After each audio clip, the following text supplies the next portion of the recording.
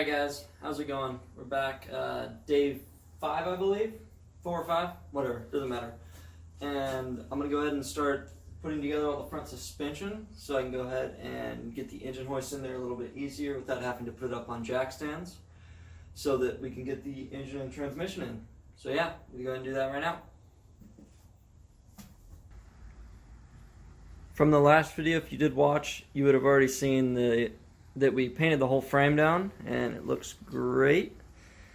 And right now I have the lower control arms laid out and I'm working out trying to get all these little spacers down here. There's different sized ones because I have to offset these because they are the actual arms are slightly offset, which I know is messing with suspension geometry, but for now I'm what's the word? I'm compensating for the slight degree change in these with just slightly larger spacers on one side, which I know is the wrong way, but I have new ones coming, and until then, that'll work. Might just, still gonna hook to the left a little bit, but that'll be fine just for testing purposes and a quick shakedown pass or something like that. But yeah, so I'm gonna go ahead and do all that right now, and I'll be back. Alright guys, I went ahead and got all of the upper lower control arms and spindles and springs in. That is all in right now. I put back together the steering last night so I could push it back inside. And right now what I'm doing is pulling the engine out so I can go ahead and slide the transmission in there, and so that I need to check the bolt size on my flywheel back there because it's a different flex plate than what the standard LSs use that I put on there. So I just need to figure out the bolt size on that so I can go ahead and order that. I already have my converter into the transmission up here, and I'm going to go ahead and pull the engine out.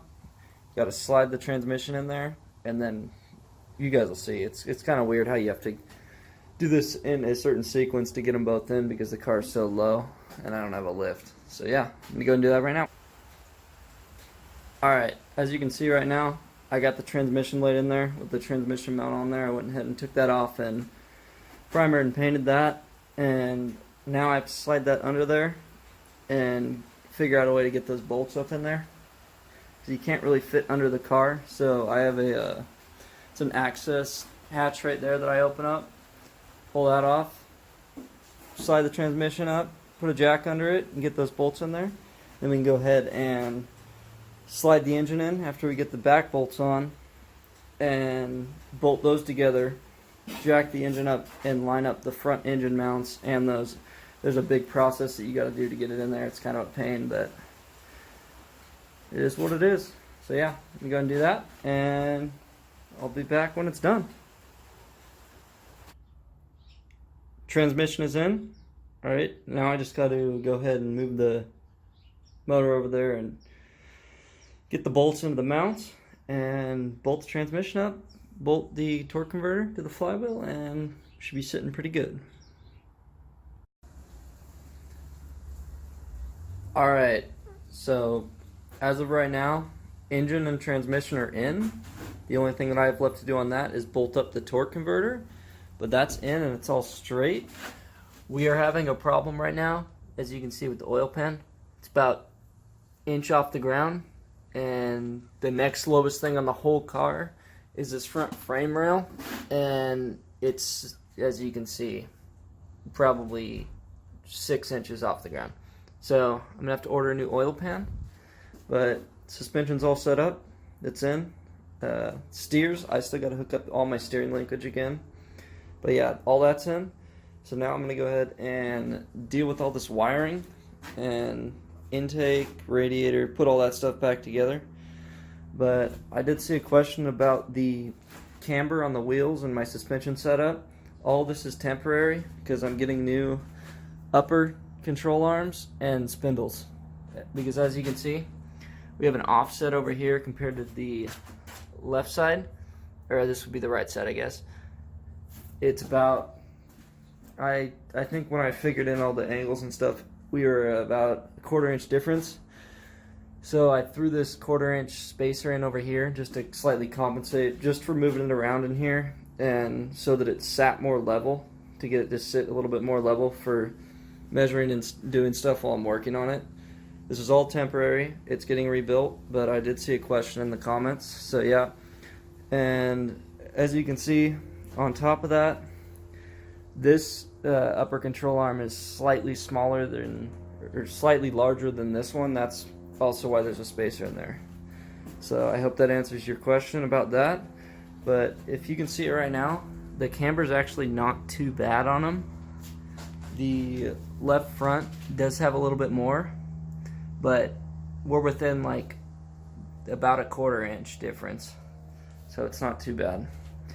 Should even be good to maybe do a quick test drive or something like that on. But yeah, so now I'm just going to tackle all the wiring, get all my steering back in, brakes, all that stuff, throw it back on. See you guys when that's all done. Alright, so we have pretty much everything back together that was on there before. There's a few small things that I still have to do, like hook up the alternator, and I went ahead and found the right bolts for this alternator, which was kind of a pain, pretty hard to find, but I did end up finding those. I had to cut them down and rethread them so that they would actually end up working, which was a pain, but you know, got it to work. That's all that matters. And as of right now, steering's all in, as you can see. Steering is complete all the way down to there. I even got the power steering all hooked up. So you can see, power steering's all hooked up. That's all torqued down and good. Steering's good. Spaced the steering box so it's in line, because it was kind of binding up. And I can't believe how close we're coming on the clearance between this. I have a feeling it's going to rattle and hit. But as you can see right there on that steering shaft, we have about 1/16 of an inch. So it's really tight in there, but hopefully that'll work. Otherwise, I'm going to have to get a couple more, what are those things called? Knuckles or swivel joints, whatever they're called, and reroute the steering column, which is going to be a pain, but if it has to be done, we'll do it. But yeah, everything's together, painted. I went through and I hand wrapped all of the wiring so that it's all going to end up, when it's all done, being all blacked out like this.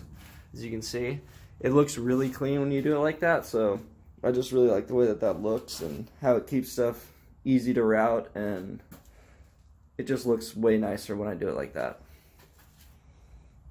as you can see, opposed to this. But this is all going to be under the dash, and I'm going to leave it open so it's easier to access for maintenance and working on it or repairing it or branching off of whatever I need to. And yeah, so the back differential still in there. I'm going to go right now and get some of the gasket maker for it, so I can go ahead and make my gasket for the rear diff, fill that up with fluid. Transmission's in, the torque converter's in there. I filled that with fluid. I have to get the transmission dipstick back in there and go ahead and fill it up and fill it all up. Get the diff full of fluid, and then it'll be functional. Besides, the only thing that we still have to do is one of the main things is tackle brakes, which I need to figure out what spindles I'm getting, and then we're going to figure out what brakes we need. So yeah, that's pretty much all that I'm going to do in this video, which was a lot. This took me, 3 or 4 days to get it all back together and functioning. I had to pull the engine and transmission out multiple times before I finally got them in there right, because it's really tight. I pushed the engine back as far as I could for even weight distribution. Alright guys, thank you so much for watching, and I'll see you in the next video.